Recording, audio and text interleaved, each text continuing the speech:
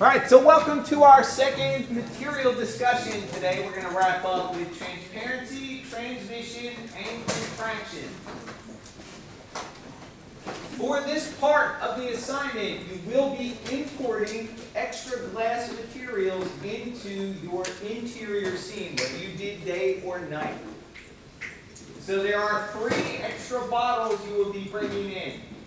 They are pre-sized, pre-located, which means when you import them in, they will be scaled and translated to their proper location. So you'll notice that we had the vase on the coffee table.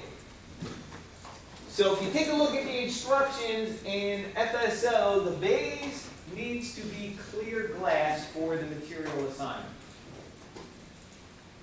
We're importing this bottle, which is called a Klein bottle, a rectangular bottle, and an hourglass-shaped bottle. So there will be 3 additional glass material objects in your interior scene. All right, we don't have any extras for the exterior because we've already got a bottle, we've already got a wine glass, we've got wine in the glass. So download the Lecture7 Myosine RM22 zip file so you can import that when we get into the demo part. All right, so office hours tomorrow are going to be 10 to 4 p.m. for Discord, and then physical office hours will be 10 to 12, 2 to 4. If you're going to come physical office hours, just give me a heads up so I can make sure I'm there, because I do get pulled to meetings unannounced to me. So just let me know you're coming, that way I can make sure I have a spot for you. Somebody else is not there at the same time. Good training. Frank's going to be doing the open lab tomorrow from 1 to 5, so sign up is in the lesson activity.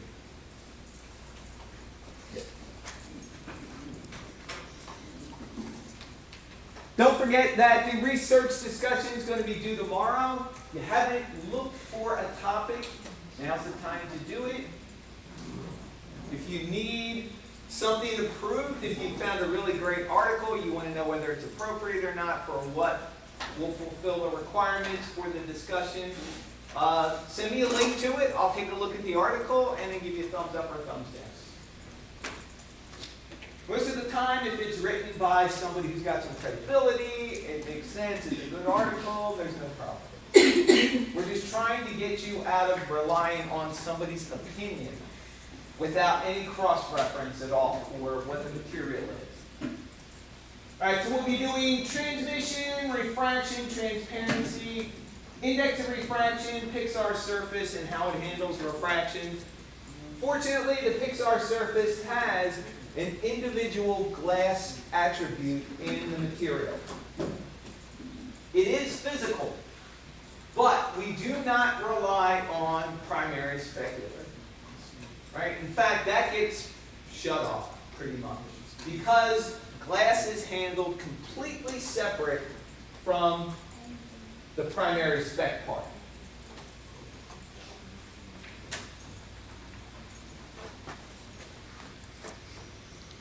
All right, so we talked a little bit about this.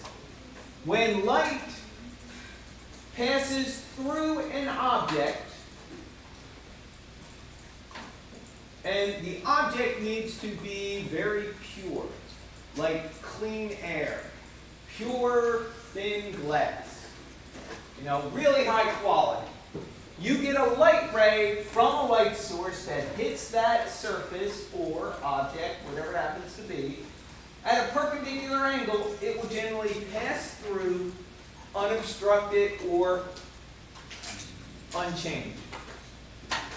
Unchanged usually means it hasn't been refracted, it hasn't been blocked, it hasn't been rerouted somewhere. Because it hits another molecule that is not transparent. So when it goes and hits that surface, it will pass through. That is called transmission. Simple transmission. Air, most of our air that we have available to us would fit the bill of being pretty clear, pretty pure. On a really hazy day, that's a different story. Haze means there's a lot of heat, there's a lot of moisture, humidity in the air. If there's particles in the air from either smoke or pollen or dust, right, that changes how the light will behave as well. But generally on a calm, clear day, you'll be able to not see any change in your visibility at a distance. Things generally don't look like they're wavy, they won't look like they all of a sudden drop down or raise up or shift. So, for us though, when we're dealing with surfaces, when a light ray passes through unobstructed, unrefracted, unbent, unaltered, that would be considered transmission. Now, when a light ray hits a surface, could be the exact same clear, pure surface. When a light ray hits it at any angle other than perpendicular, an incident angle, then it will bend according to the properties of the surface and then exit out the other end. Now, that bend or refraction may be so minute you may not be able to see it. But if you were to measure it, you would be able to tell the difference. Alright, so refraction occurs when you have an incident light ray that hits a surface at a non-perpendicular angle. The surface then will bend the light ray according to what the properties are and exit.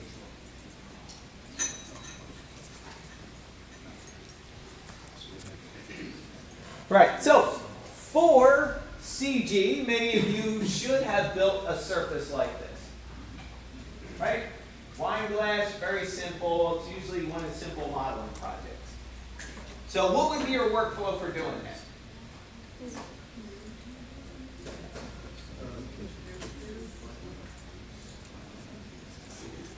I hear a lot of tentative.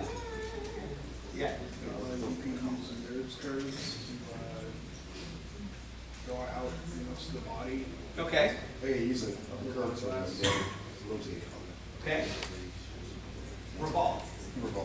Yep. So, NURBS curve, CV curve, whatever your curve in your modeling package happens to be. So the nice thing about using, profiles like this is that we can, especially on an object that is, the same on all sides. A revolve makes perfect sense. So you can usually start in the center somewhere, usually either inside the glass or in the bottom. You work your way around, go up the profile, you come up the glass, come back in, and stop. Make sure the points are snapped to some kind of grid so they line up. You snap your pivots to the one in the center and then you just revolve. Yep, and then you revolve it. Poly output. Right? And you're done. But For the most part. don't set it as a nerve. Right, that's why it's poly output. So poly output and you're done, for the most part. So the reason we have you model that way is because this area in here, between the surface faces, this area is what the material describes for the light ray as it passes through. So in CG, our light ray hits this surface, immediately, especially when you're rendering, immediately the surface is queried for its property. So light ray hits it. The ray goes to the surface, actually it goes to the shading group. The shading group goes, oh, okay, this is the material that's under me. And these are all the lights that are with it. So it says, okay, you're a transparent glass. So the light ray goes, okay, transparent glass. The material then tells the light ray to bend. And in here, what's in here? Nothing. Air. Right? So in here, this is a neutral medium. In CG, we don't calculate air unless you're doing particles or something for some reason. But the light ray will continue on, unobstructed, till it hits the inside of the surface. Then it's going to go, what were you? I forgot. Oh, your glass? Okay, I will bend according to your properties and exit out. It will go on its merry way until it goes out of frame or it hits another object. So our light ray in its journey has how many surfaces to pass through?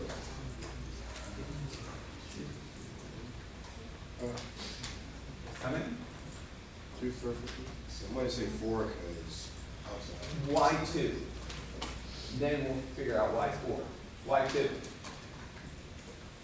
Because it goes into the one side, leaves out one side, and back of the other side of the same object. So you're talking about here and here, Yes. okay? Why 4? You got the outside layer, the inside layer, and vice versa. You go right back out. So. Yep, 4 would be the answer.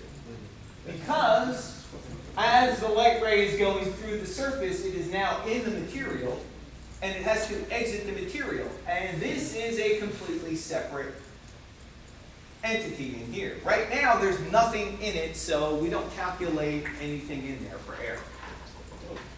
Hits the surface again, gets queried, it queries the material, it bangs, it exits. So we've got 1, 2, 3, 4 for a simple glass. That's why you model that just like it is.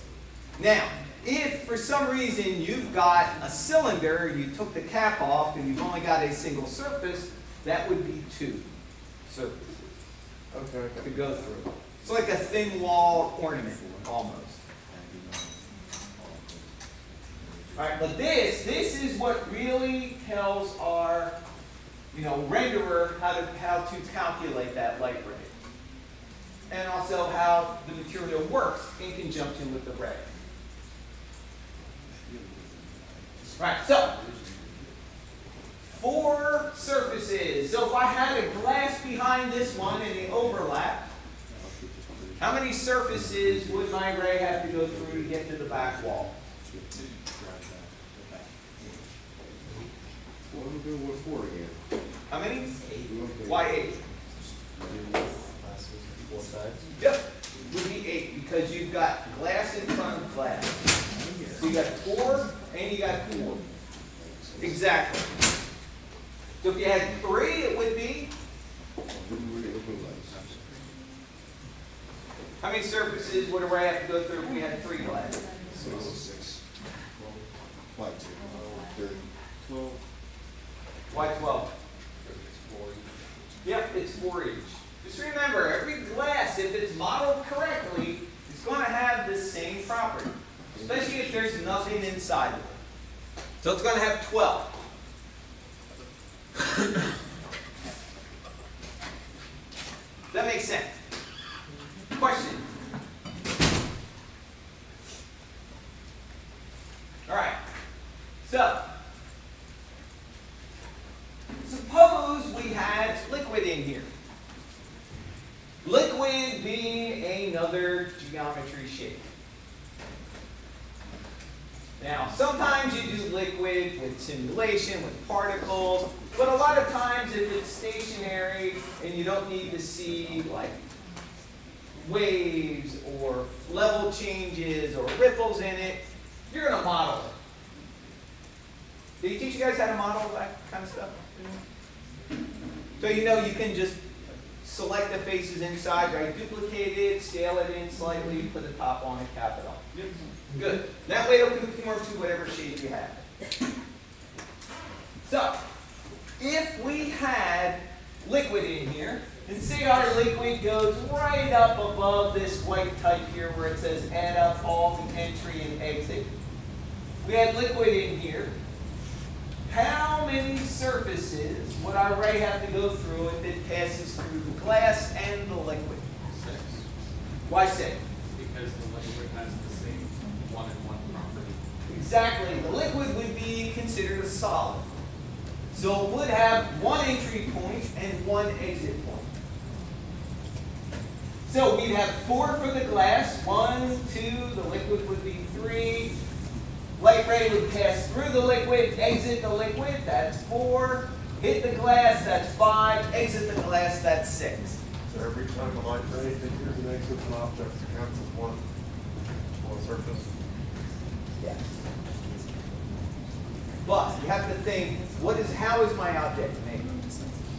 If it's meant to be a solid, then yes, it would be 1. It's 1 as it exits. So it would be 2. But if it's built with walls, like a drinking glass, wine glass, vase, bottle, it's going to have interior walls and exterior walls. All right, so let's go back to our little mind game here. So we have a wine glass with water in it, and we have one wine glass with water behind that glass. How many surfaces does the ray have to go through then? For 2 glasses, each with liquid in it.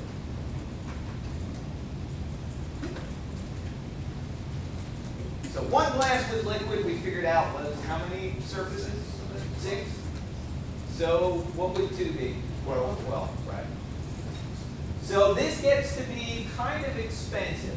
Expensive meaning you are going to increase your render time every time you need to calculate another surface to go through. So we get into transparency, we get into refraction. Our render times are going to start to go up. You should start to notice a little bit of an increase with reflectivity. So reflectivity, now we're adding in transparency and glass, that's going to make a difference. Can I borrow your bonnet? Thank you. Can I borrow yours too? Thank you. Ah, this is perfect. Good. All right. So, we want to model this.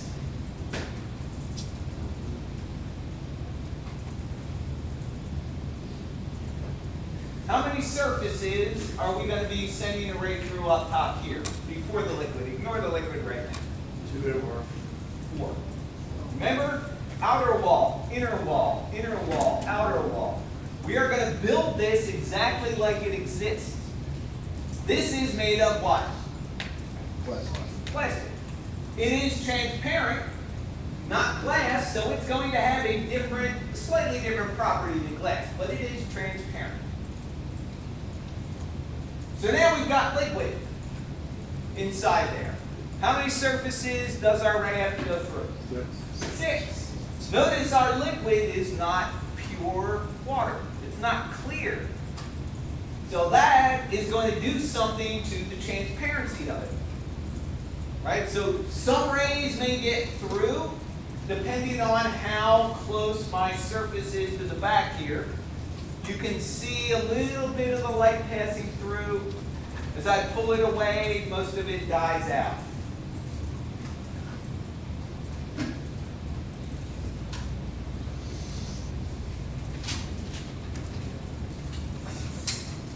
All right, so all these little shimmery parts back here, that is called caustics. Where light rays kind of hit, they move, they bounce around based on the surface, based on liquid inside, reflecting light as it passes through, kind of like the inside of a pool. Thank you. I'll get yours back, don't worry. I promise not to drink it. All right, so here we've got another plastic bottle filled with water. How many surfaces? 1, Including the water. the label. Don't forget the label. Label's not transparent right now. Yep, it would be 6. So now, same kind of principle. Only this, since it is water, is a little more transparent. You can see through it a little bit better. But it's still the same properties.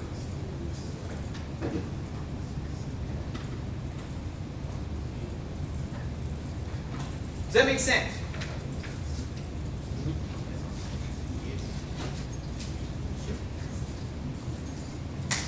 There you go.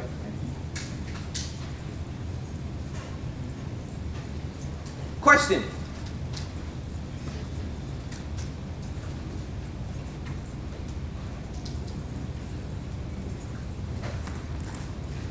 Right, we are dealing with the conservation of energy. We went over this last time. Diffuse plus specular plus refraction equals 100% of the energy. So now when we start dealing with glass, we are basically shutting down the diffuse part of the material. In fact, that has to go off.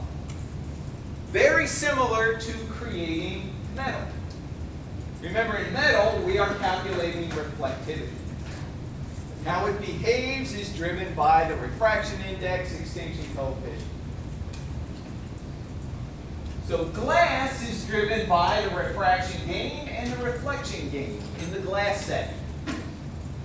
So that means as we increase these to 1, we shut down the diffuse, and then the reflectivity is being calculated by this whole section right here in glass. We do not even deal with primary specular, because the glass will override primary specular. So, as we start to work with glass, it is mostly transparent and a little bit reflective.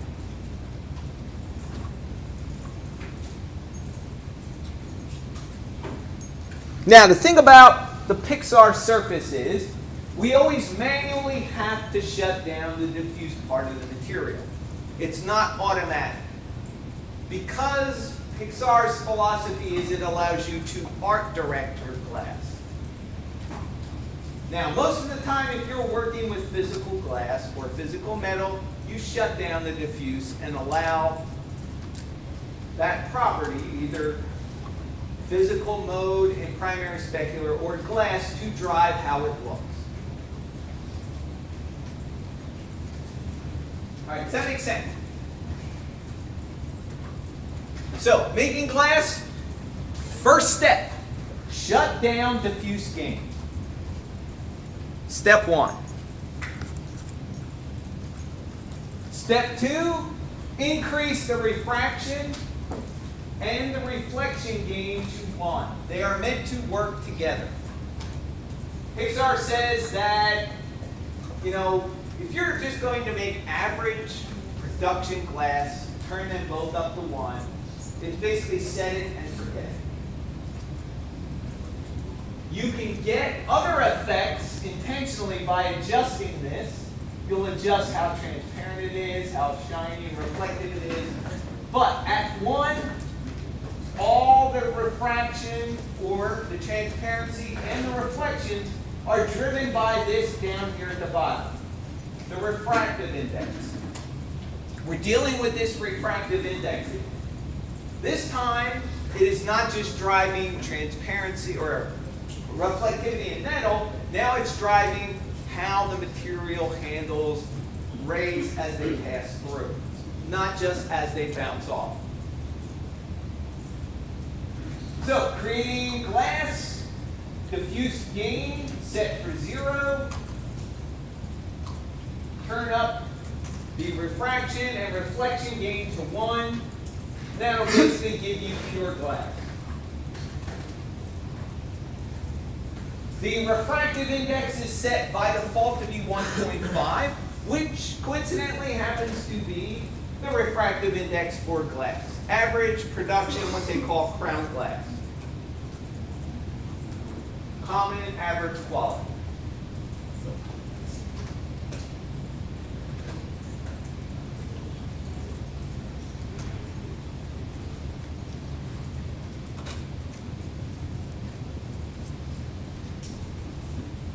All right, so refraction gain, reflection gains are multipliers. As I mentioned, the color for glass comes from the refraction color. We have shut the diffuse down. If you leave the refraction color at white, you have clear glass. But all color for glass comes from here. It doesn't come from specular, primary specular, or from diffuse, because both of those are shut down. Everybody here, does that make sense? So just write down somewhere, glass, diffuse off, primary specular off. Just leave it at the default, which Face color, edge color is 0. That's all. Everything is controlled down here under glass. If you do that, you cannot fail to get good results for glass. Well, you can. You have to try. Yeah. Diffuse off and what else on? If what? Diffuse off and what else on? Diffuse off and our primary specular we leave off. It's default. Because by default, when you create a new material, the primary specular is set to artistic. Face color, edge color are both at 0. Just leave that.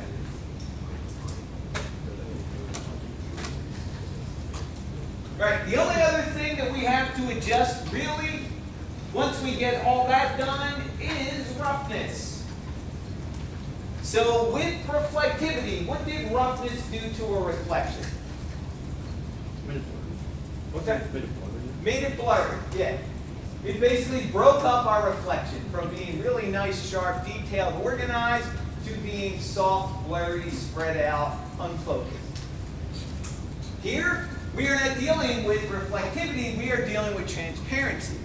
So what happens with roughness is we start to break up how transparent it is. And as we increase the roughness, we gradually get a frosted glass look.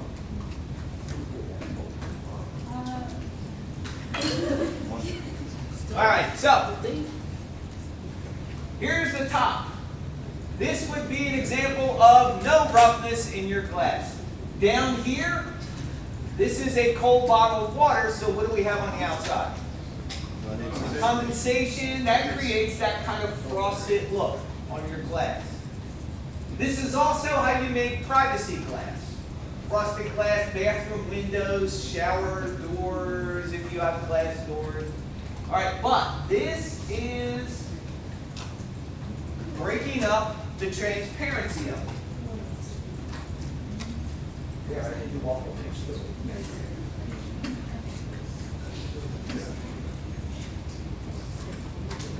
So basically, we are dispersing or diffusing the transparency rays as they pass through the surface.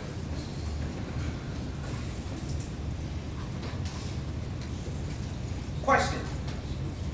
Does that make sense? Okay.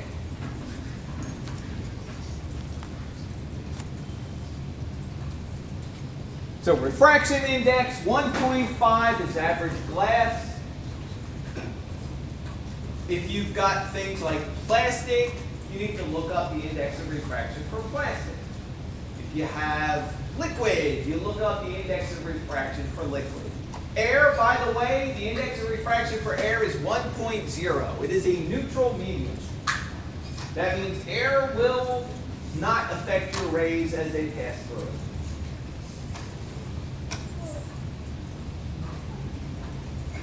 So, there is one option that is developed for modeling and for visualization in glass, and that is called thin.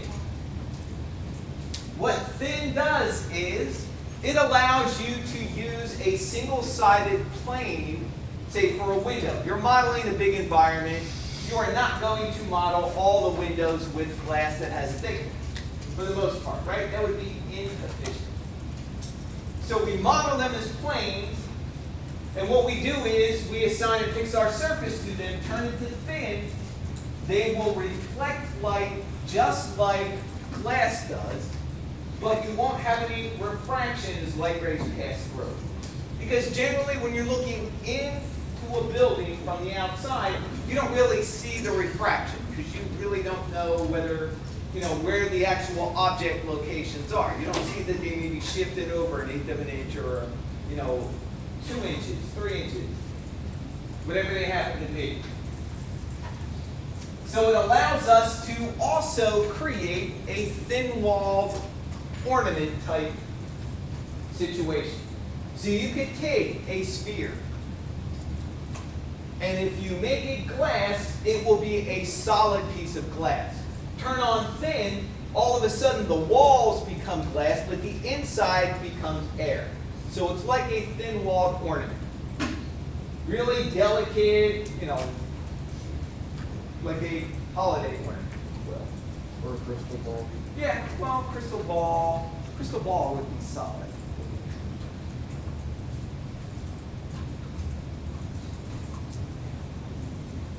Right, most of the time we leave this off. Unless you are actually just modeling a thin wall object or modeling glass panes in an environment. Right, a couple of quick renders, plane, sphere, and the dome light. So air 1.0, yes I know air does not cast a shadow, but if I didn't have a shadow there, you wouldn't realize I had that sphere here. So same sphere. So air 1.0, water 1.33, notice it reflects light, it distorts as it passes through. Notice 1.52, glass, or 1.5, 1.53, that's the rating. This one was 1.52. We have more reflectivity. Light bends more as it passes through. We get into a higher index of refraction with a diamond, 2.42 is average. Very dense, much denser than glass, so it reflects light more and it also bends light as it passes through. So those are some common settings.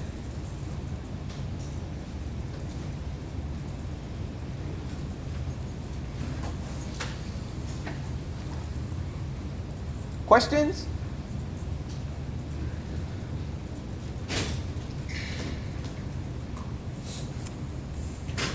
Right, so when we get into rendering, I kind of gave you guys a preview of this last time.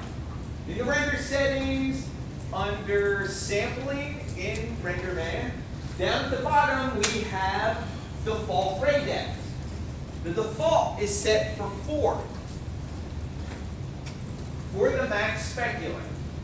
Now don't be fooled by the name. Max specular handles reflectivity and refraction also. It handles both ray types. So, you have to figure out how many rays need, or how many surfaces does a ray pass through, and then you figure that out for your scene and you plug that number in here. So if you have glass objects here that don't overlap, usually 4 will work. But let's kind of go back to the first slide that I had and analyze that Klein bottle on the right side.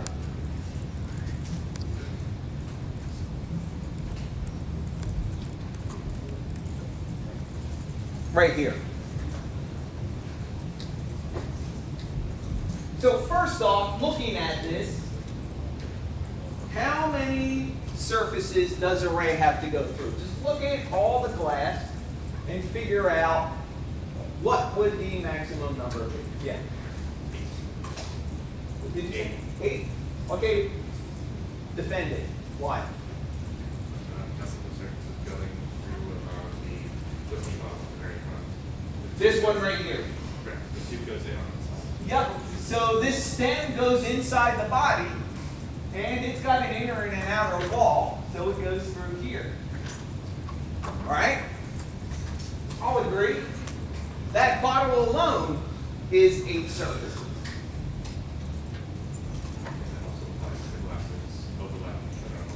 Yep, glasses overlapping each other on the left side here. Anywhere else? All the glass pane up here. I believe that was Back here? Well, yes, it would, except that we don't have any glass in the panes there. So, green things. why the green phase? We'll assume it's reflecting towards the Right, but we're talking about actual rays that need to pass through. So it would be 4, you probably would think 4.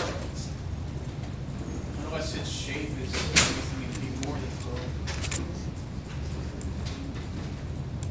4. Let's see if I can zoom in here a little bit more. I mean, all depends on how many, how the light is shining. You're trying to keep a certain angle of this go inside the glass and back on the outside. Alright, so here, there's this little matter of this kind of mushroom top here on the bottom. So it goes up and overlaps itself. So this actually has 8 also. Just for this little cap part. Does that make sense? Now, here's the thing. What you need to do is figure out in your camera shot how many surfaces does a ray have to pass through in your render cam, in your shot. And that's what you calculate for. Because what could easily happen is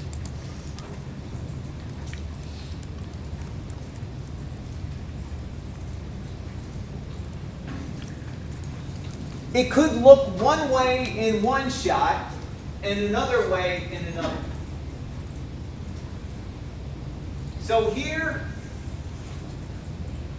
this took 1 hour, 6 minutes. This is before the days of RenderMan and denoise.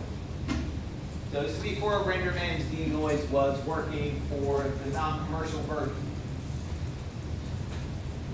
All right, same exact camera, same everything. I just moved the camera shot over here with the glass overlapping, and the fact that it's closer to the camera, it doubled the render time.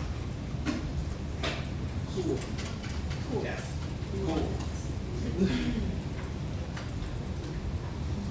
All right, so part of the reason I go through all of this is we need to figure out for your shot, which would be the render cam we gave you guys. It's a still image. You don't have to worry about a moving camera. You have to figure out what is the maximum number of surfaces a ray has to go through. So for this shot, we kind of figured out there's going to be 8. Because you got the Klein bottle here. Fortunately, we don't have overlap here, but we do have that little mushroom cap here. So 8 will take care of everything in here.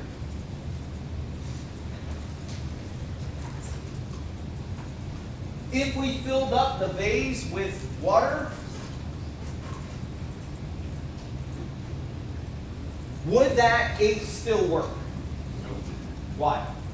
You have to add another 2 for every surface it's going through. But does it overlap any other glass? There's the trick. So, as is here, we've got it set up for 8 because we've got the fine bottle, we've got the mushroom cap here. If we put a piece of water geometry in here, filled it up, made it another material, how many surfaces would the ray have to go through here? That's 6 in that. That's 6. Something's overlapping, it should still be safe. Yes, it would still be safe. Only if this started to overlap another surface would you have to worry about it. Does that make sense? Now, the reason I kind of stress this is you can save render time if you keep this at the bare number you need. Yes? For example, if you were to have a different light placement in the scene, like say your light was at the end of that table and shining down the table, Right. would you have to up the maximum there because there's the potential for it to go through multiple bottles based on the placement of the light, or is it only matters what the camera setting? For us, it only matters what the camera setting is. Because we're doing path tracing, so we're sending out rays from the camera, so we only calculate what's necessary to the camera. Remember that Disney animation on the first day? That's why this is really efficient. Older ray trace models would have to calculate that problem Okay, so ray because tracing would have that. exactly, it would trace everything in your entire scene, whether it was on camera or not. So path tracing is a whole lot more efficient because we're using the camera. Good question. Really good. So if the glasses were front of each other, we'd have left the numbers. Yes, proportional.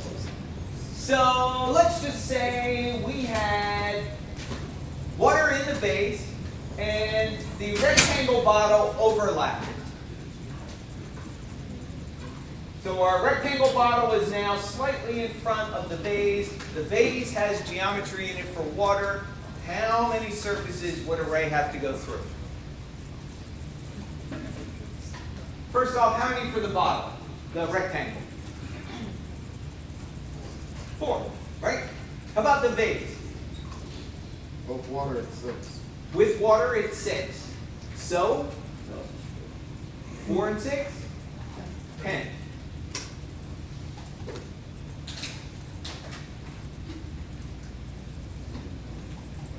Question, does it make sense?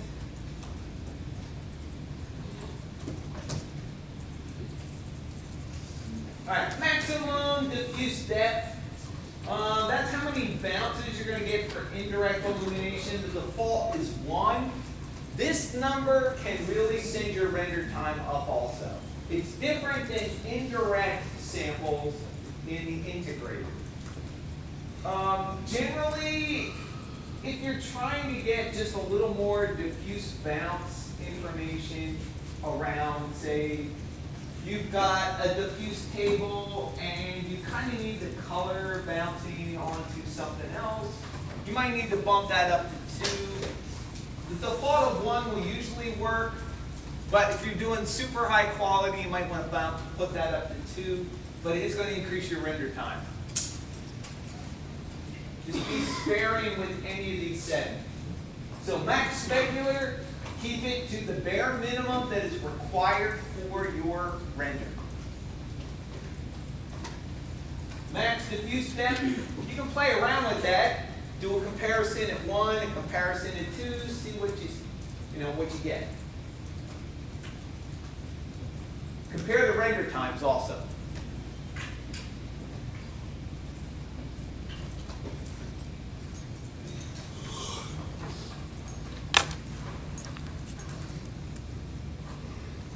All right.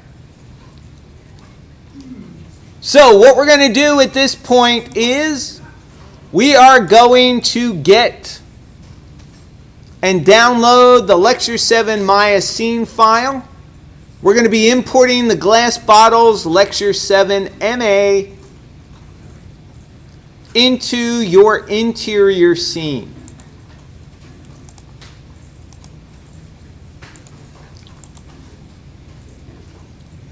So first off, make sure you download it. It's in the download section of Project 6. On your way down for Project 6, take a look at what the Lecture7 refraction milestone is. Got all the requirements for the interior and the exterior scene. All right, so just remember the glass vase is clear. Hourglass bottle, rectangle bottle, Klein bottle all need to be different colors based on your reference. So you need to find reference. Exterior scene, you've got a wine glass, you've got wine inside your glass, and you've also got a wine bottle. Empty. All right, down here at the bottom, here is your Lecture7 Maya scene. So I'm going to download that. What I recommend you do is take this Maya scene file and drop it into your Project 6 scenes folder. So you can import it into your Maya scene file that you're working on.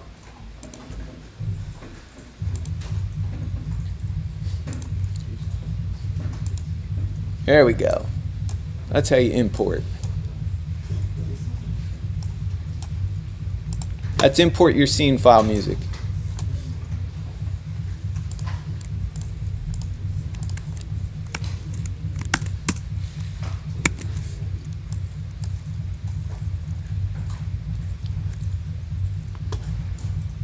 All right, so first thing I'm going to do, launch Maya, set my project to the proper folder. Don't forget you need all those subfolders for it to be a proper project folder structure. So put it in the scenes, right? Yeah, put it in your scenes. That way when you go to import, you don't have to travel too far.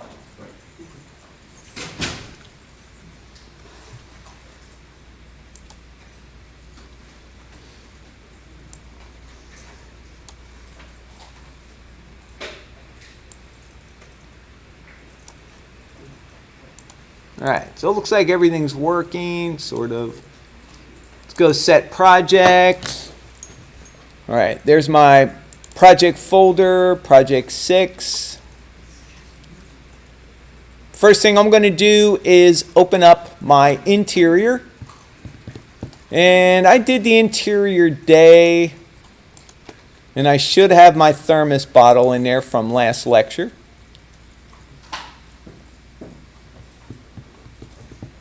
And I do. Good. All right.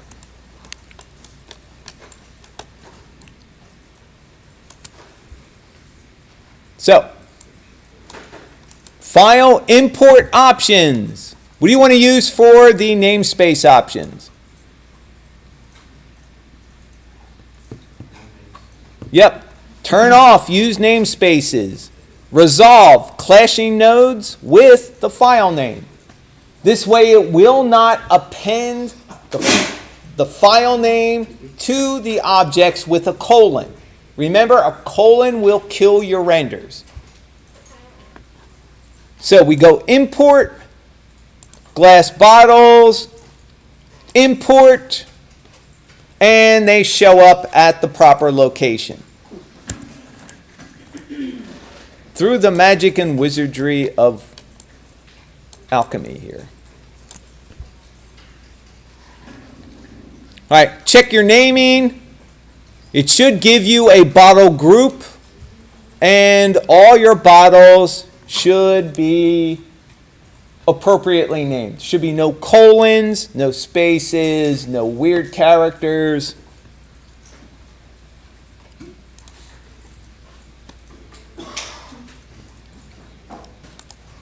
Now, hopefully, from the last lecture, you kind of got the idea that every object needs its own Pixar surface. So the glass vase needs a separate Pixar surface from every other object. You're going to assign Pixar surface to the 3 bottles because they have the default Lambert set to them. So all I'm going to do is quickly assign Pixar surface to the vase. Rename as you go. It makes life so much easier. Don't forget save once in a while. All right, rectangle bottle.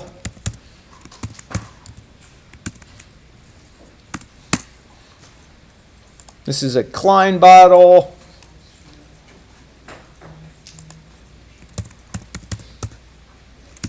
Anybody ever hear Klein bottles before? You may not have heard of them. If you look up on the internet, they are a thing. Let's go images, Klein bottle. There are, believe it or not, there are like user groups for people that are into Klein bottles. How do they use? Well, actually, believe it or not, they were developed for scientific research. They were originally kind of a mathematical enigma where a surface could fold over on itself and go through itself. Until modern glass blowing techniques and injection molding, they were really virtually impossible to make. There are people, believe it or not, who specialize in blowing these by hand, which is way too much work for me. I'm the kind of guy, give me a mold, shove it, put glass in it, let it cool down, and you're done. How would you even get liquid out of those things? Good question. So, the fill is actually the base at the bottom. So you fill from the bottom, it comes around the neck and goes into the body of the bottle. Filling is not really the hard part. Hard part is getting it out. And actually they make these like cheap plastic now, you can get them and have them at a party and give them to your friends, and then after like half hour, then struggling and shaking, and you can give them they make a special bendy straw for it. You put the straw in through the bottom, it winds around to the top, and now washing it to make it clean, I don't know. You probably need to have some kind of flexible hose with an industrial kind of cleaner, or something you would use in a restaurant, I suppose.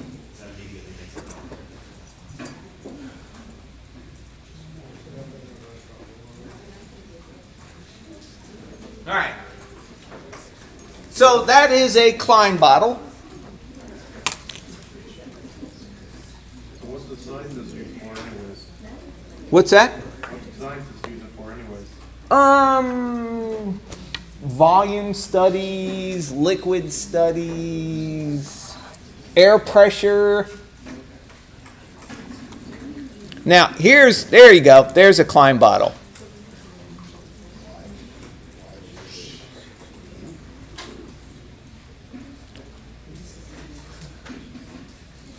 So apparently in Oakland, California, you can buy one from the Acme Klein Bottle Company.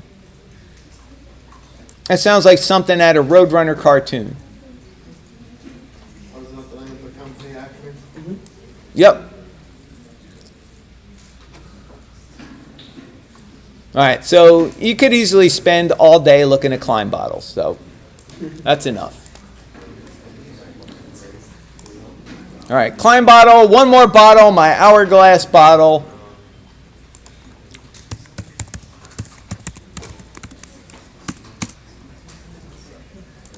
Don't forget to save once in a while. All right, in perspective, I'm going to focus in on my vase. Why? Because it's easy, it's simple, it's clear glass. This is a great introduction to doing just average glass. Is it supposed to be clear glass? It is. So if you check here in FSO, under the requirements, the vase will be clear. All right, so in your Pixar surface, step 1, turn off diffuse gain. Step 2, ignore primary specular. Fight the urge to change anything there. Scroll down to the glass part of the material. Expand glass. Step 3, turn up the refraction gain and the reflection gain to 1.0. Step 4, take a render. I'm going to use viewport rendering just because I don't need to save anything right now. And let's see what we get.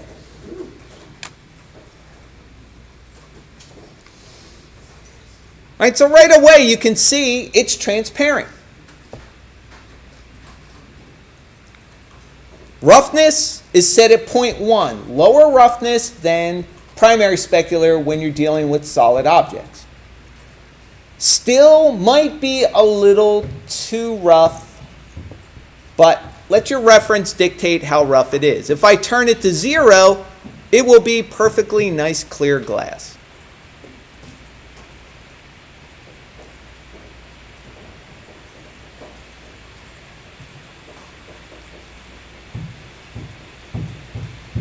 So under advanced, you'll see there's my refractive index 1.5.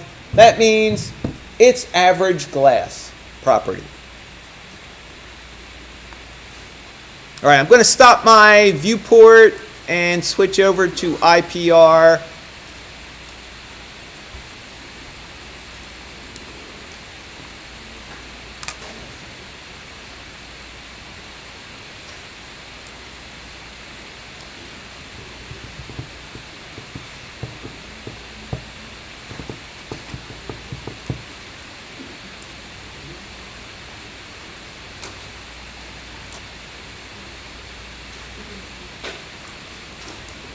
All right, so step 1, diffuse gain off.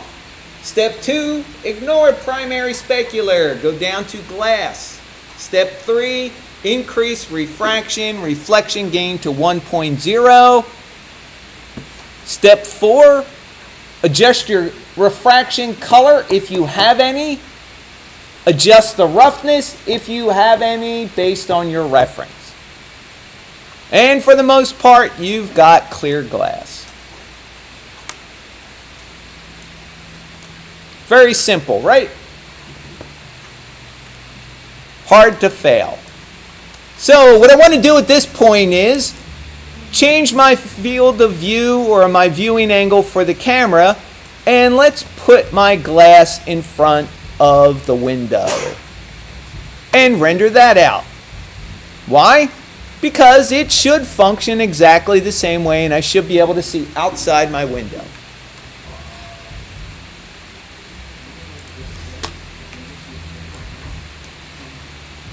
I can't see through this. Neither can I. But the odd thing is, I can see all around it. So, you go to troubleshoot. What must the problem be? Well, let's go through a list of possible problems. Yeah. Maybe like the render's only considering light rate. Okay. Yes.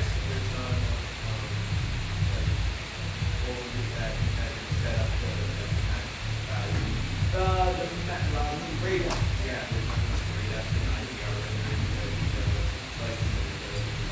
All right, that's actually very good. Let's go and take a look at render settings.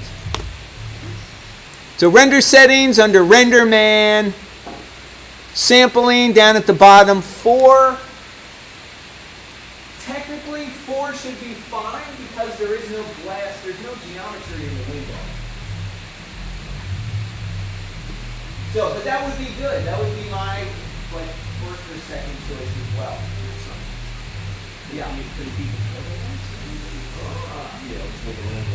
We're getting close. Aren't these portal lights? Good question. Do I have thin on? Let's check.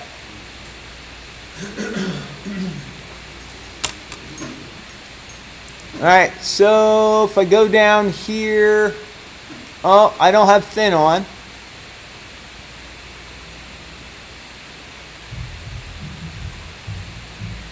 Okay, you were on the right track with the light. It actually is the light. And it has to do with the dome light in particular. So select your dome light. I'm going to go into my outliner, click on my dome light.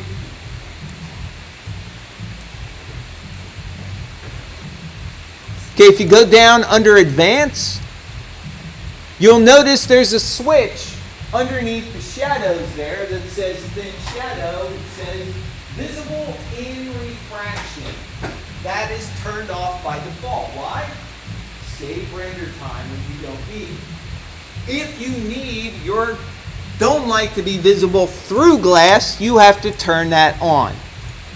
Now, I've turned it on in my dome light, but it didn't quite catch up, so I'm going to restart my render. Remember, don't believe IPR.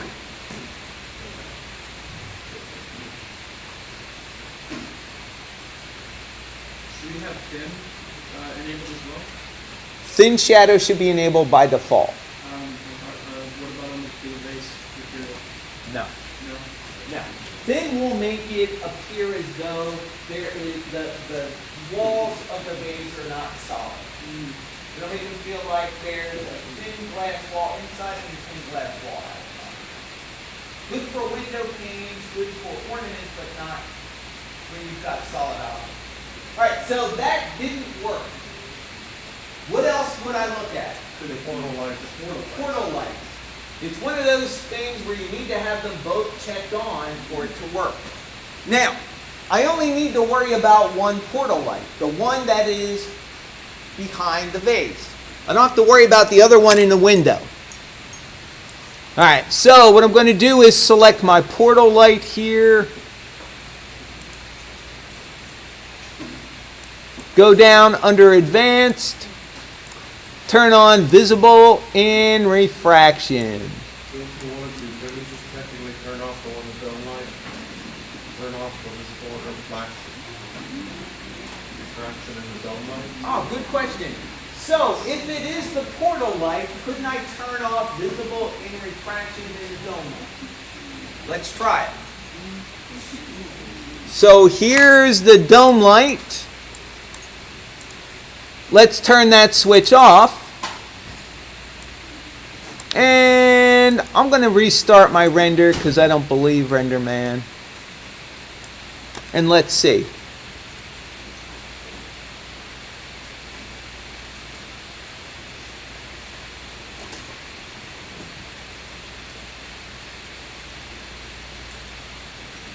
So the answer is yes, you can. So the reason I started with the dome light is because that technically is driving the portal. So I always go to the source first. That doesn't work, then I go to the slate, which is the portal light. So in this case, we can have visible and refraction off in the dome because the dome is not visible. The portal is visible. The dome is just driving the color and it's driving the intensity.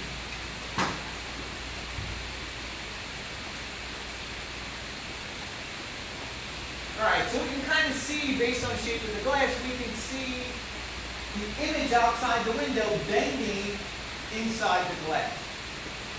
Yes? Did you stop and start your IPR? So you have it turned on in your portal.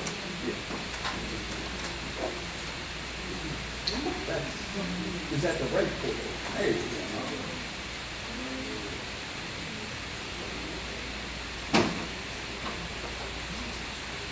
Now, if you don't need to see through the glass into your dome light, turn this off. That'll save you some calculation. So for example, in my render,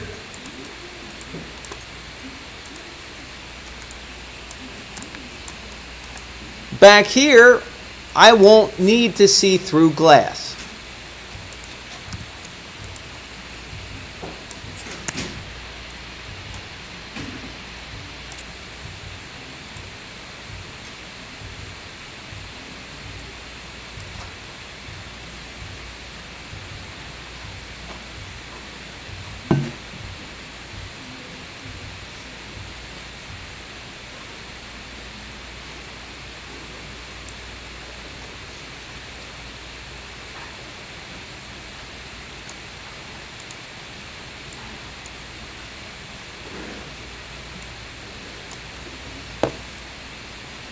All right, so at this point, it's a good idea to start getting some reference.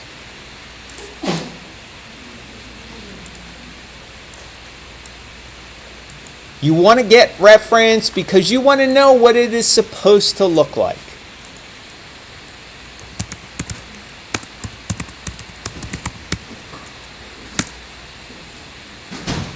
So clear glass vase.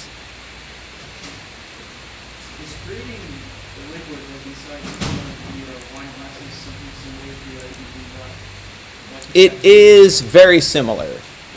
The difference is going to be the index of refraction and also the color. Then you have that site that you gave us the other day to make locations, right? You can do that, however, they may not have one. So in that case, you probably want to do a search for index of refraction in one. Now the differences between red and white line are going to be small, but they are going to be there. And you have 3 decimal places after your digit. So it's going to be digit, decimal, 3 places. Use all the numbers. Don't average or round up or down. Now, one thing I don't want to have is happy matrix white backgrounds. I'm looking for it to be in an environment somewhere.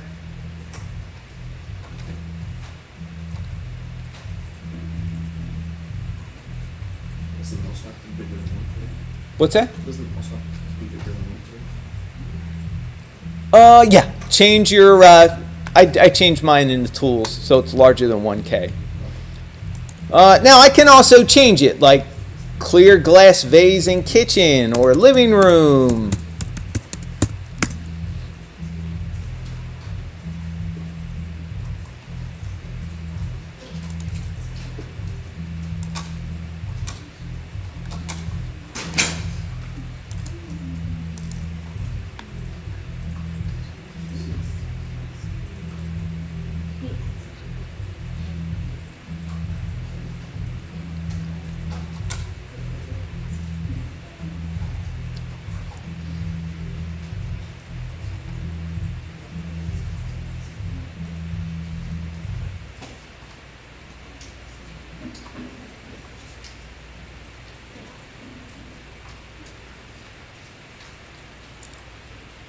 Yeah, this is a lot harder than I thought.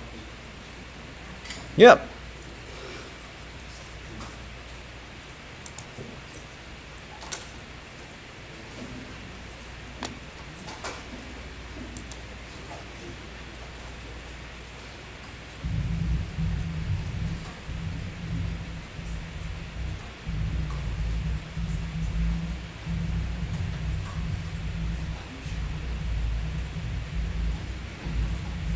So if kitchen doesn't work, you can go to living room, any environment, similar to what we have.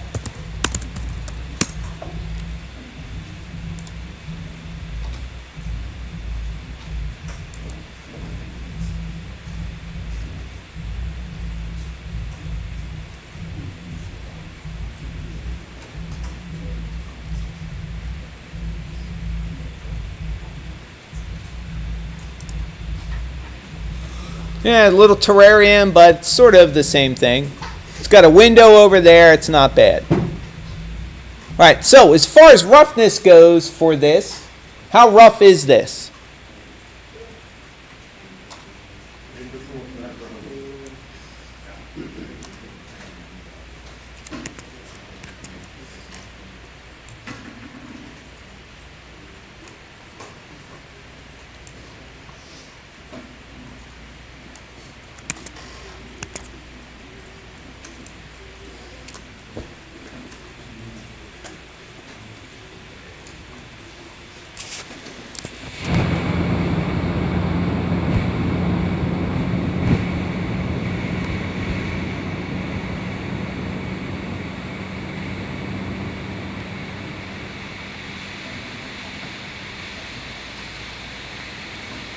So right now I have my roughness turned off. Here's the default Pixar.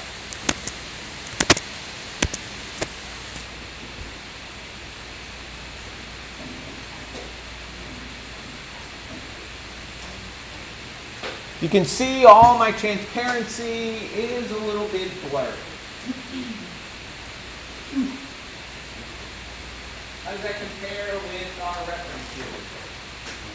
You can see there's actual leaves in the little aquarium plant, and then you can see through it.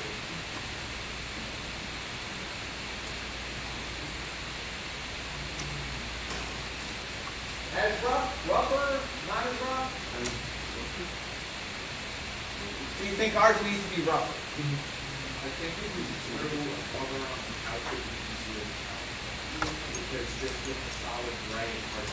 Right, well, what I want you to look at is look at the shadow as it goes through. Look at the edge of the table. So here is my table without any roughness. There's the detail, and now this is with roughness.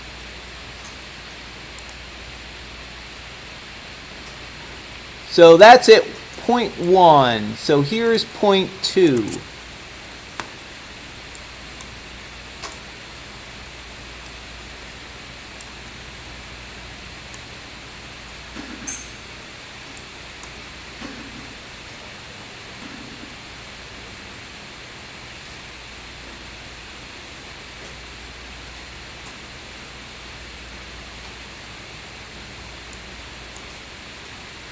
So 0.1.2.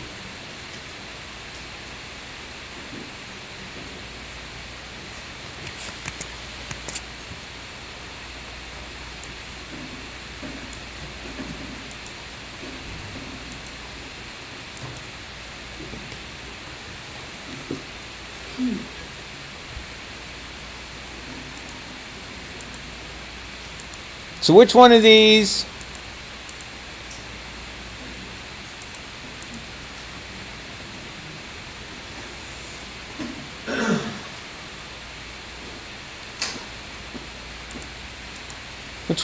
matches the terrarium? You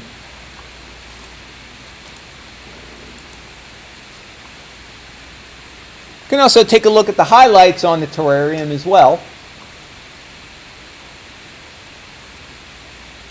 The reflections, how blurry are they?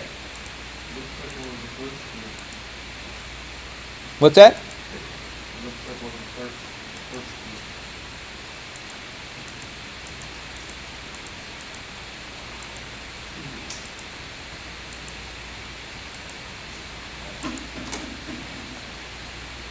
So that one is definitely way too rough. It's hard to see through, it looks frosted. This one, a little bit rough. That one, a little too clean, so probably somewhere in between. To be honest, all glass has a little bit of roughness. So I'm going to split the difference. Let's try that.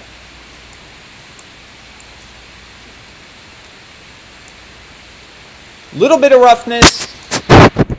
Not perfectly clear because nothing is really perfect. It's going to be the quality of the glass, but they're going to be using fingerprints in it.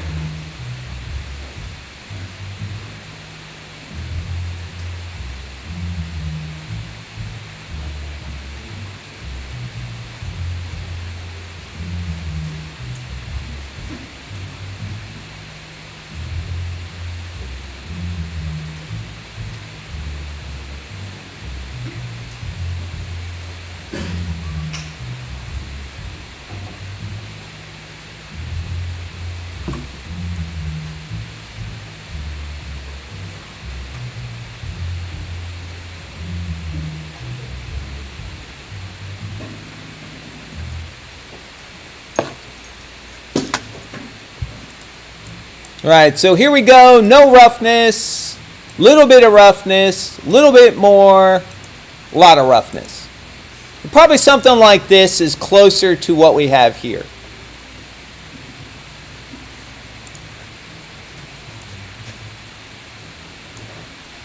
All right, does that make sense? Reference, go by your reference.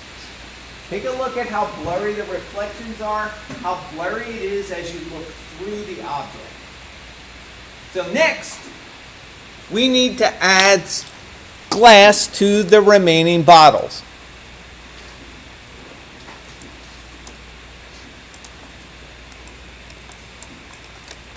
Right? First off, before we even start to worry about color in the bottles, we need reference.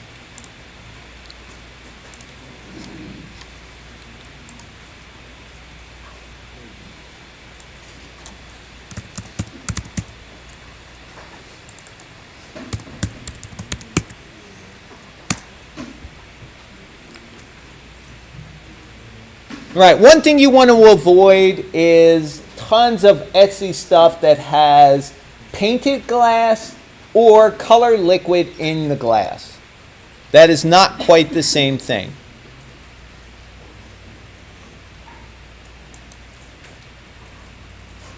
So, not too bad.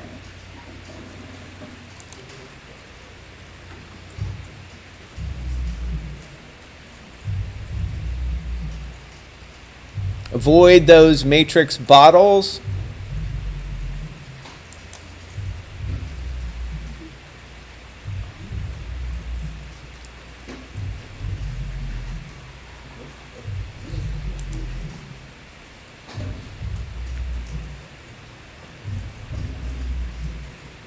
Try typing in decorative glass models.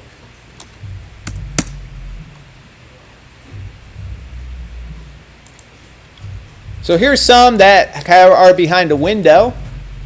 Not bad. Here's some more. Kind of a matrixy background, but it is on an actual ground plane.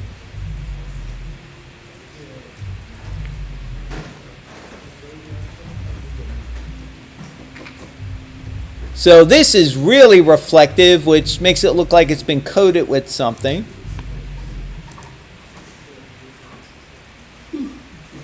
Actually, that's not bad.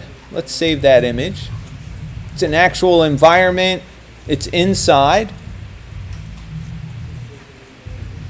This one's not bad either.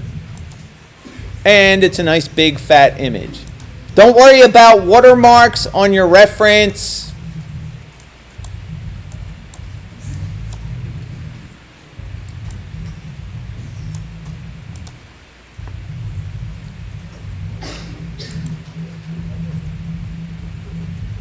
So nice thing about related images will sometimes yield pretty good results as well. So that's not bad.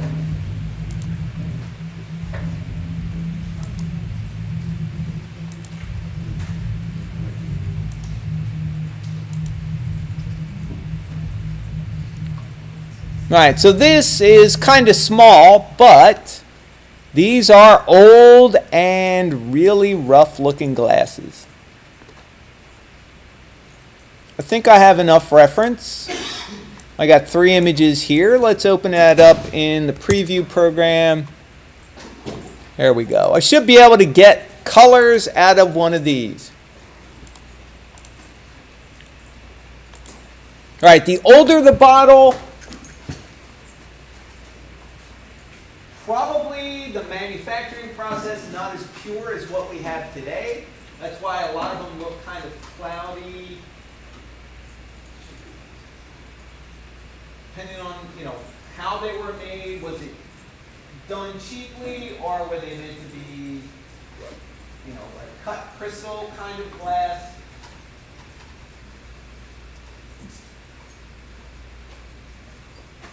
All right, so let's pick 3 colors. I got purplish, lavender color, some greens, some orange, some browns. I got blues, kind of cyan, blue, cyan. Got nice greens, ambers. Got a blue bottle back here.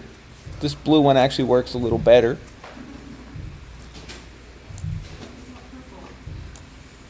All right, so purple. Yeah, I kind of like that. We'll pick one of them. And where shall we assign it to? The weird one. Decline? Yeah. All right, good enough. I like that. So our Klein bottle is going to be that purpley color right here. Now, in order for me to get to the point of adding color, let's go through and make the material glass first. Clear glass, just so we get it. So what's the first step? Turn off the grain. Diffuse gain off. Yes. All right, so primary specular, ignore it. Turn on Reflection gain up to 1. All right, reflection, refraction. I'm just going to kick off quick IP or viewport render here. Just to get an idea of what this looks like. And actually I'm going to stop it because I just realized I really should be doing IPR so we can see a little better quality and I can keep changes for this. So let's go here.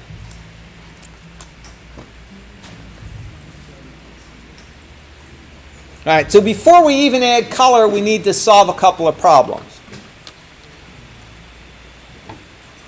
So there's our Klein bottle. What do we have going on here?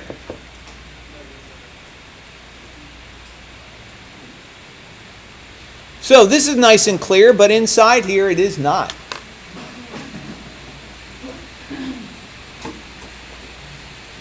that have something to do with the normal? Nope. Not normal.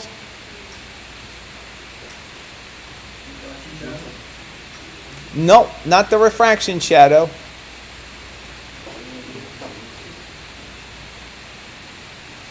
How many surfaces does my ray have to go through? The max. Yep. So how many surfaces? 8. So where do we change that? Render settings, exactly. Render settings, RenderMan, sampling, max specular depth. Let's change that to 8. And re-render. Yes. If the ray doesn't use it, it's not going to matter. But you have to set it up because it's global. Remember, anything in your render settings is global for your entire scene. So think of that as I'm setting up for the worst case scenario. Right, so now when we render, we get this lovely clear climb bottle.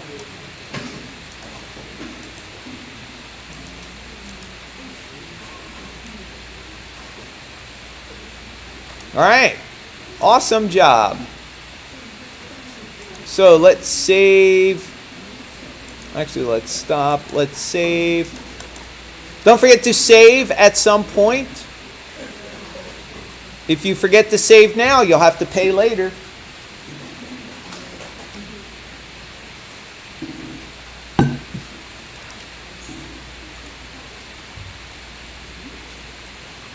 Right, so now we want to make this that kind of lavender color glass.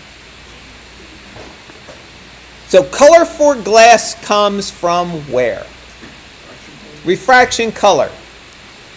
Now, I can try to use my simple color picker, get the eyedropper, come over here. I'm doing a demo, so it fails. What I want to try is double clicking on my refraction color swatch. It brings up the advanced color picker. And I want to load my image into my color picker. Down here in the center under color wheel, image, load. I put my image on the desktop for now. There we go. Alright, so what I want is, I just want to grab kind of a nice area. I don't want to go an area where it's too shadowy. I want to go kind of where one is average color. Not too much highlight, not too bright. How do you get the background left on there? You left click on the image and it appears magically.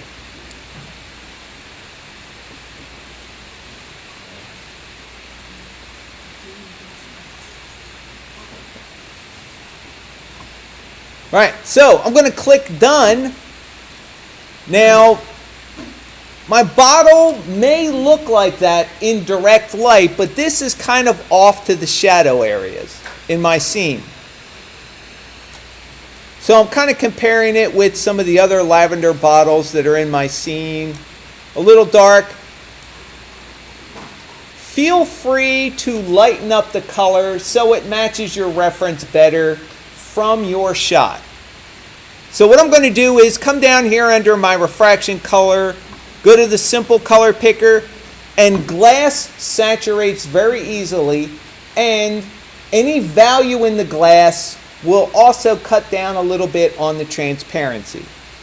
Makes it dark. So I'm going to increase the value to white, or 1. That starts to look a little more like my reference over here. And all I did was get rid of some of the shadow in my color. Does that make sense? Now, I didn't need to mess with the saturation level. The saturation level will make the glass color deeper and richer.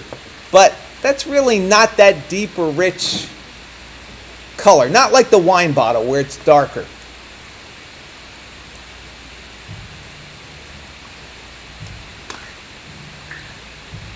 Now, the real test is, what does this look like from my actual camera? So I'm going to do a quick render from my render cam just to see if I'm on track with it looking good. in its position. Yes, question? No. Oh, I thought I saw a hand going up.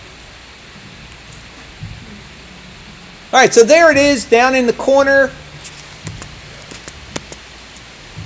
And not bad. It matches the reference pretty well. There's my clear bottle, my clear vase, my Klein bottle.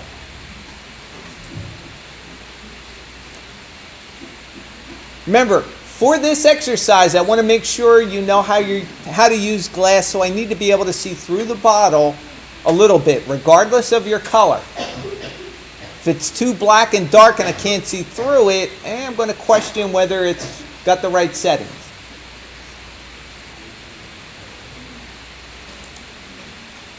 All right, any questions so far? Does that make sense? Yes. Okay. So, should we do the hourglass or the rectangle? All right, hourglass it is. There's the hourglass.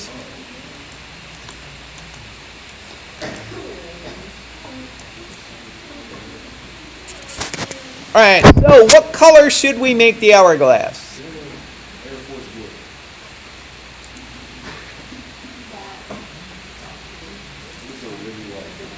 Yeah, we don't have that though here in this set.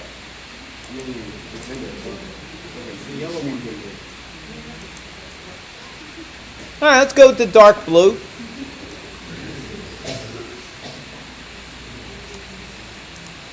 Remember, we've got to go by reference. So, to make this glass, what's the first step? Gain off.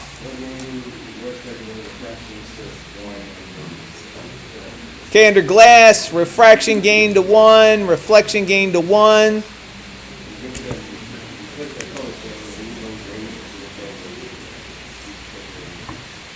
All right, well, first off, I want to check, make sure it looks good as clear glass. If it looks good in clear glass, adding color is going to be a bonus.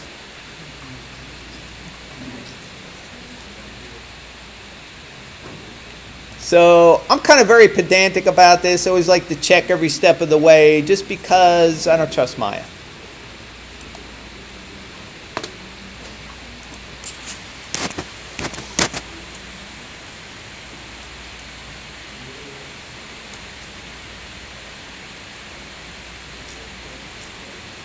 All right, so here, this level of roughness might be okay for this blue bottle. That's kind of an old looking bottle. It's kind of broken up looking through it.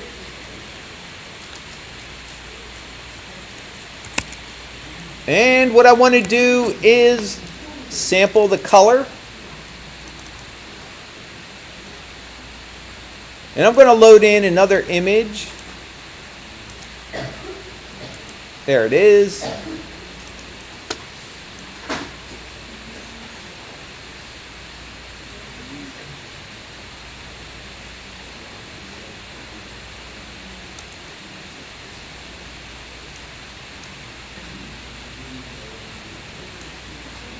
Now, if you are working and rendering and you don't see any change, re-render.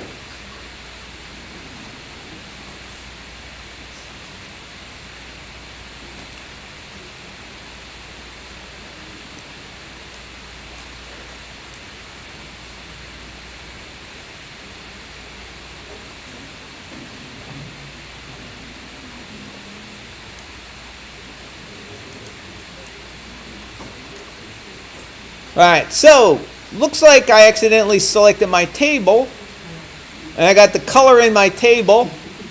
So to get rid of color in an attribute, take your slider, drag it to the right, drag it to the left, you break the color connection, and I'm back to white. Now I want to select my actual object. Now I can color pick. So double click. Let's color pick here.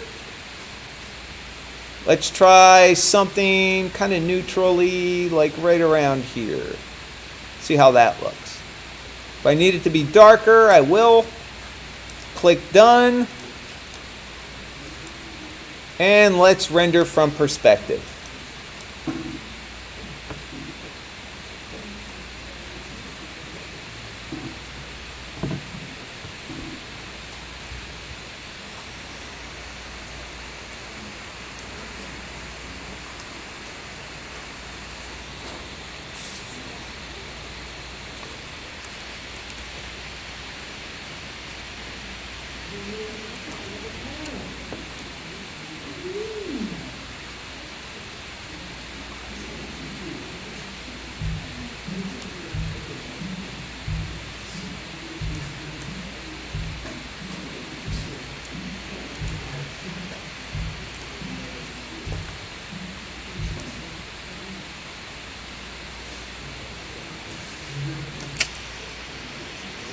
Right, so my color came in with a lot of dark value. What happens is when the value is too dark, it really affects the transparency.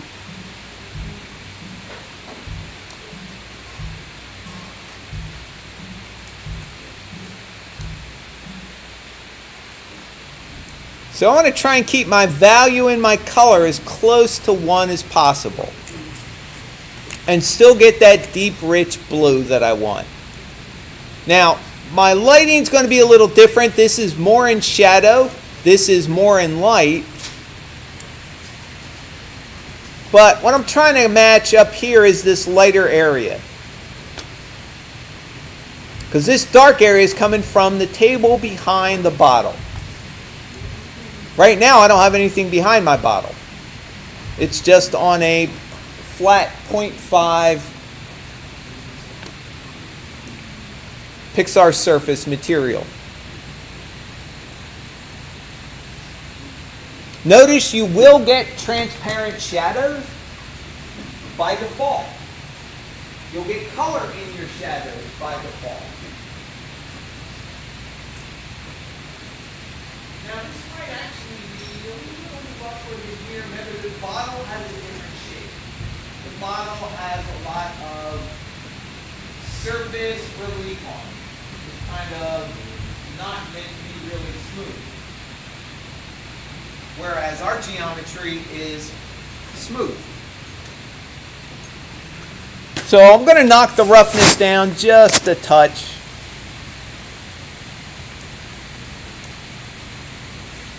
Try like 0.8 or 0.08.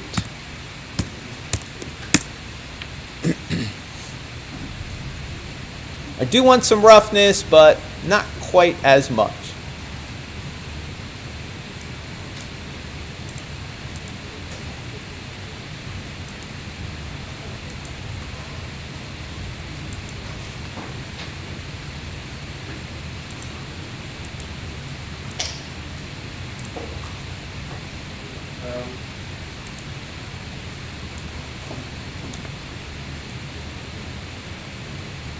Yes. I have a big problem. Okay. What is it? Everything else is turning blue except for the hourglass star. Did you select the right material? Did you assign a separate material to the hourglass? And did you make that glass? Yes. And what is your glass color in that?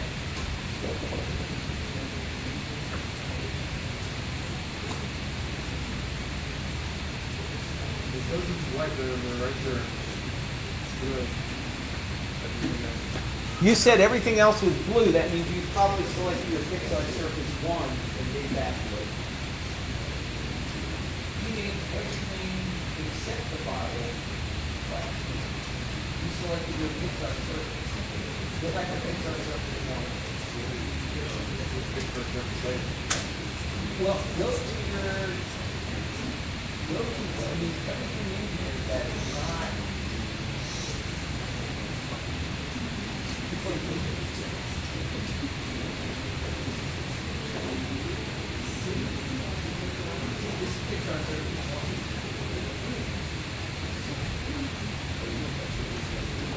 This should be black.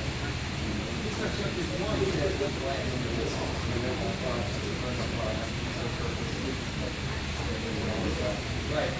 Turn your other stuff back.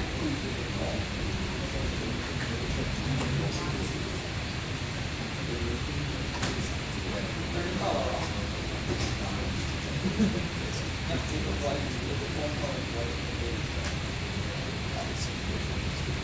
Now, color is in.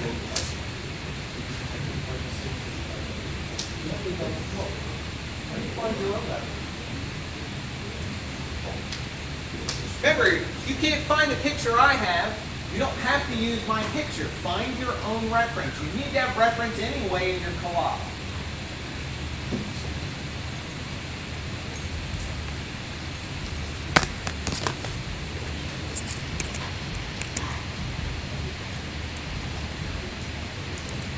All right, there we go. That takes care of that. Last bottle is going to be the rectangle. What color should that be? Yellow, amber, what is it?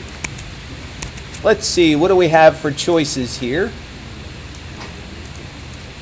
So we got some amber, yellowish bottles here. Got a couple here. Actually, they're almost the same. This one and that one. So how about the yellow here? That's a nice one.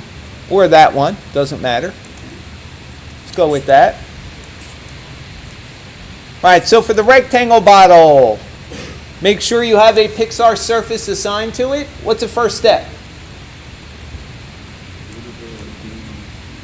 Yep, diffuse gain, 0. Next.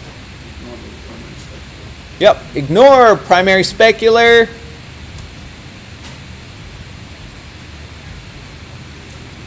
Yep. Refraction gain, reflection gain up to 1. You pretty much have clear glass right now.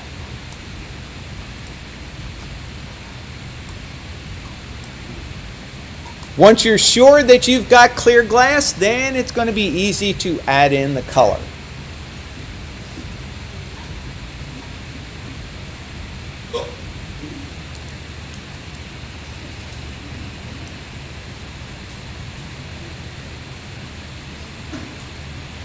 Right, so next step is adding in color. I'm going to change my image back again.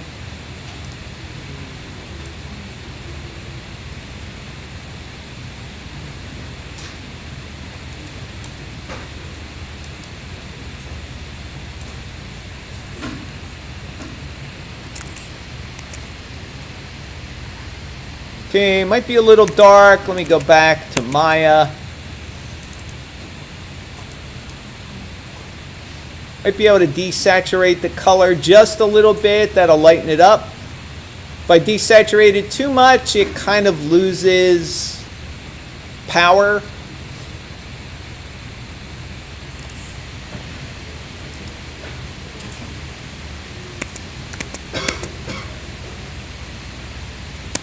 Still might be just a little bit saturated.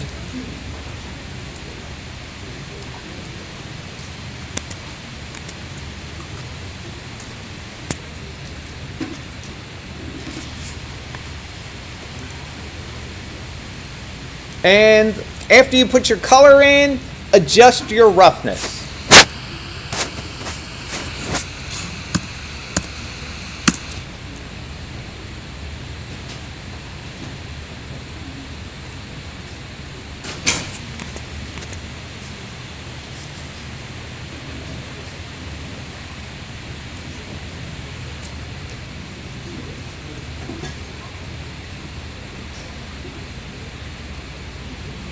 All right, questions about glass so far?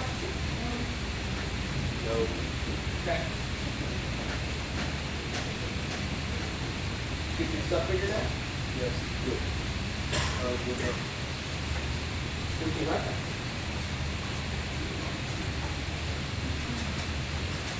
Okay, well, you put your reference up in a second. That way you can have it side by side with the glass. Because if you flip it so you're kind of looking at the color picker window, that's kind of hard to see.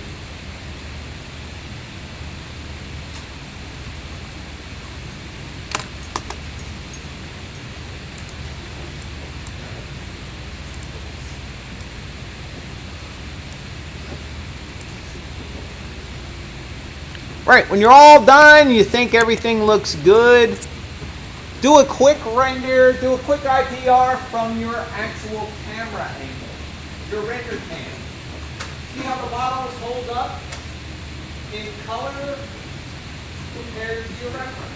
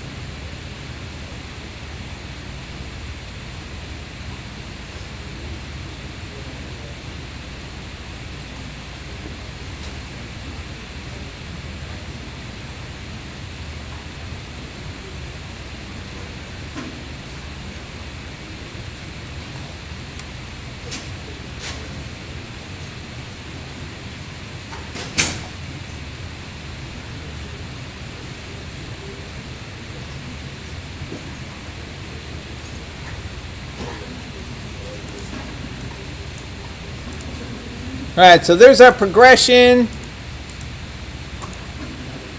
Troubleshooting, figuring out roughness. Climb bottle. Figuring out color. Hourglass. And finally, final render here.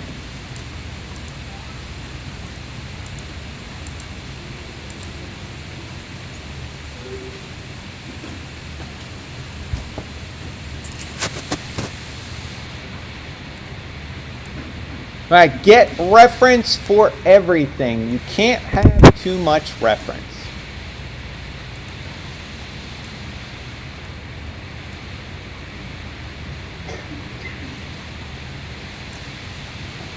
Don't forget, save your scene.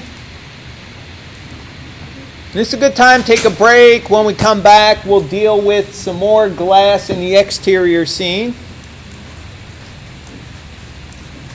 Save your reference images. I usually like to put them in my source images. That way I know where they're at. But you can make a separate reference folder inside your Maya project folder. In fact, I think I will do that, because that makes more sense than putting them into source images. This way everything is self-contained in your Maya project. You got reference. You got source images, you have scene files, you have renders, you have RenderMan data. Life is good.